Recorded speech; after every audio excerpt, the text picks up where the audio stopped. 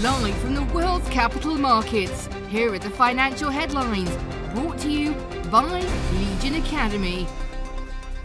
Hello and welcome to Tuesday's Daily Financial Digest. Ripple is testing a way for developers to deploy smart contracts made for the larger and more popular Ethereum on its XRP Ledger blockchain with little effort. Gold prices rose after declining more than 1% in the previous session, as a pause in the dollar rally alleviated some pressure from the greenback-priced bullion, though looming US rate hikes restricted further gains.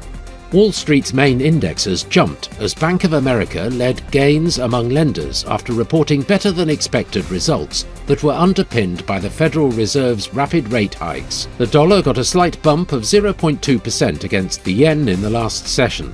The ultimate oscillator indicates an overbought market. The pound-dollar pair exploded 1% in the last session. According to the Williams indicator, we are in an overbought market. The Bitcoin-dollar pair skyrocketed 1.2% in the last session. The stochastic indicator is giving a positive signal. The gold-dollar pair rose 0.1% in the last session, after gaining as much as 1.2% during the session. The stochastic indicator is giving a negative signal. The US monthly budget statement will be released at 1800 hours GMT, the US Redbook Index at 12:55 GMT, the Eurozone's ZEW survey Economic Sentiment at 0900 hours GMT.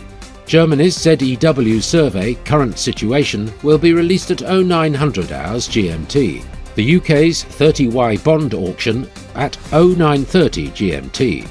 Australia's RBA meeting minutes at 0 hours and 30 minutes GMT. We hope that you've enjoyed Tuesday's financial report. On behalf of all of us here, we wish you a productive trading day. Be sure to join us tomorrow morning for the latest news and events from the financial markets.